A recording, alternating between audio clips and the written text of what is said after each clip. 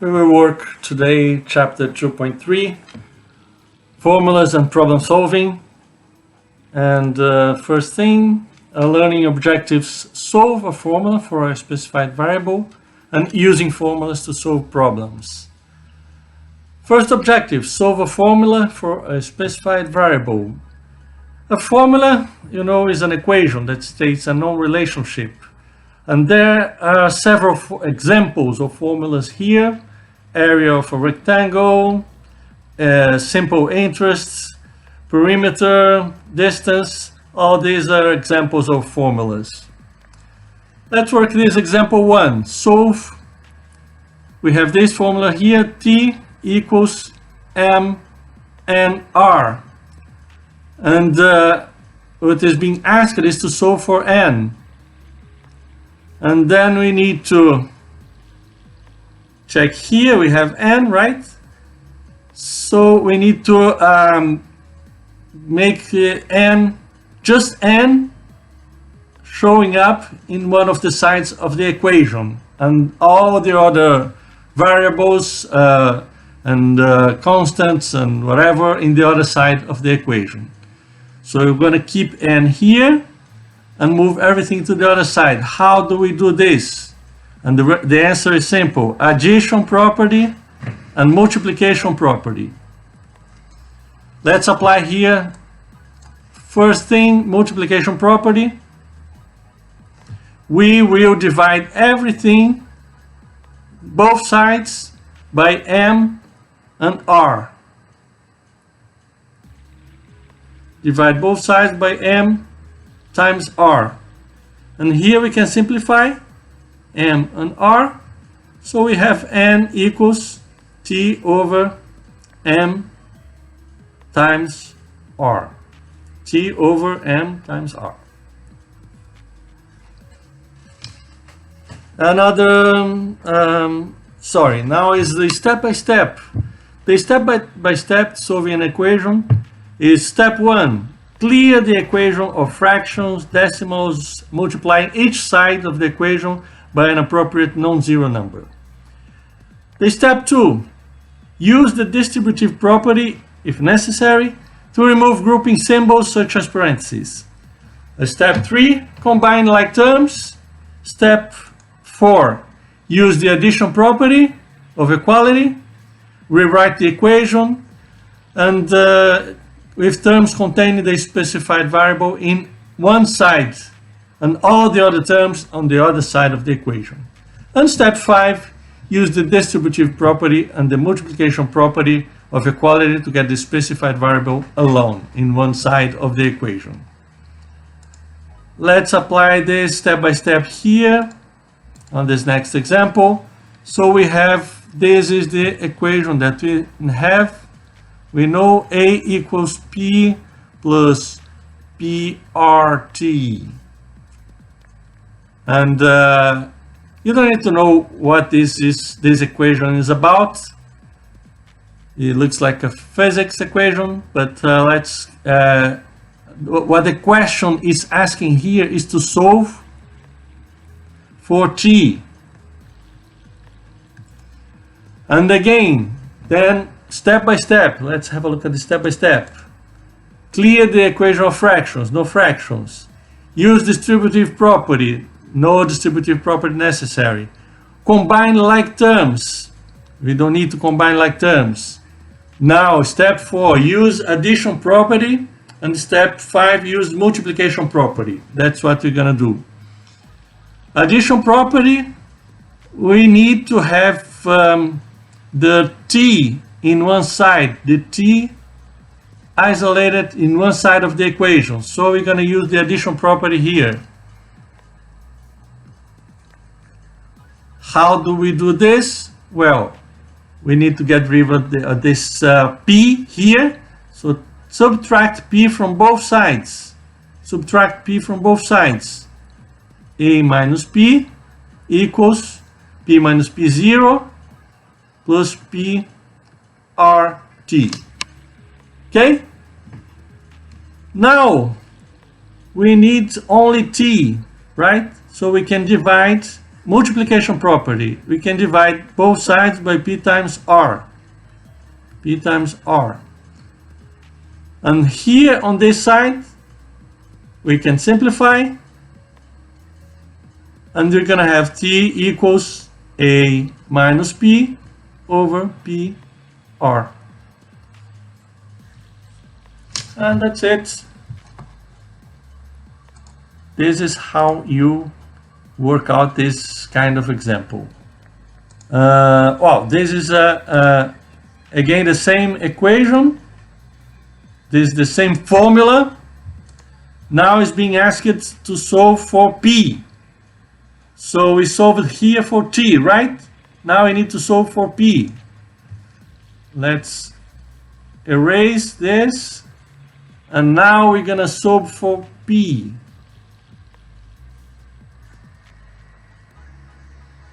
And this is slightly different because now we have p here and we have p here, right? We have to isolate p, but we have p on these two terms. What should we do here? Well, go to step by step. Use distributive property or combine like terms. So we can combine this and this. These are like terms because they have the same p that we are interested in. So A equals P times 1 plus RT, right? Now we have P, isolate P, only one P in this side, and we need to get rid now of this, parenthesis 1 plus RT. To get rid of this, we're going to use multiplication property.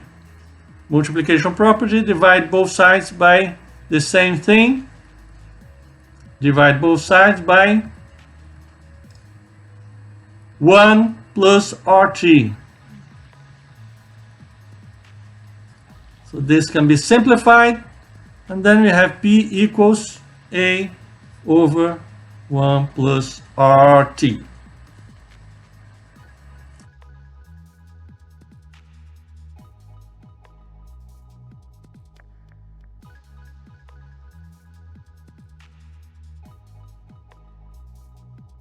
Now, objective 2, using formulas to solve problems.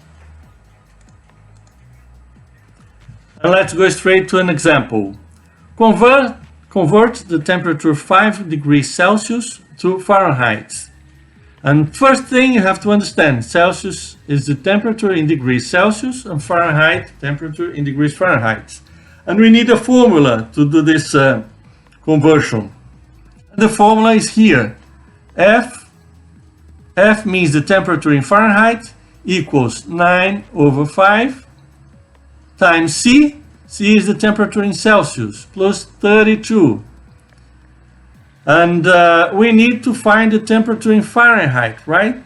So we can plug in here the temperature in Celsius, which is 5. 9 over 5 times 5 plus 32.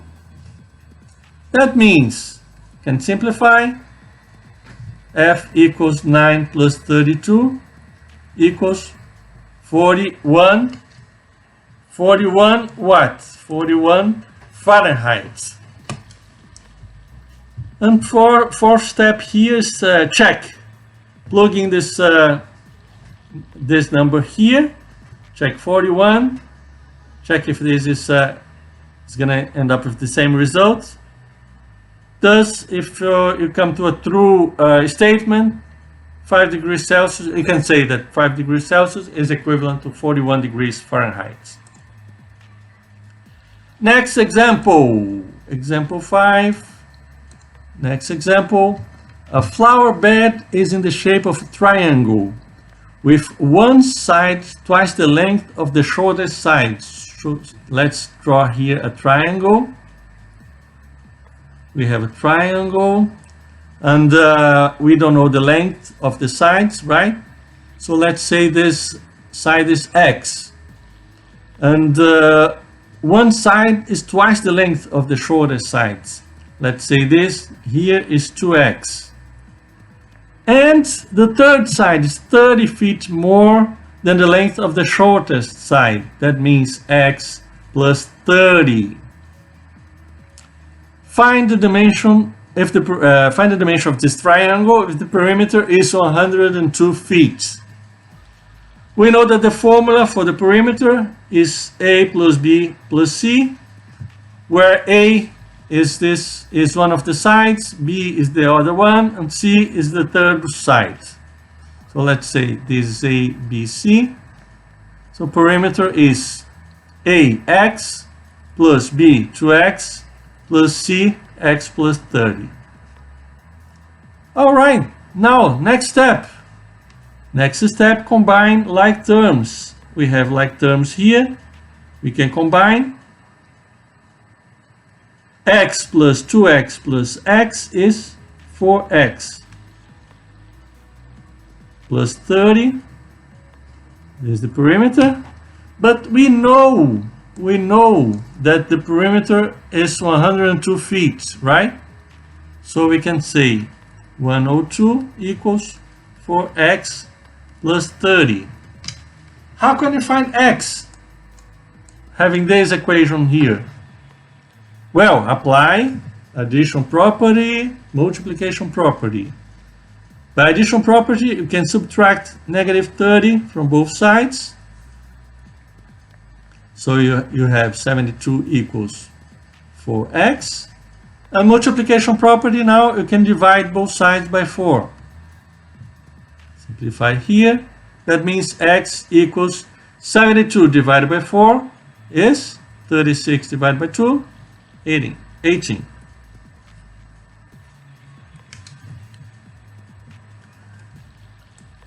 And now that you have x, you can find 2x is, let's say, a equals x equals 18.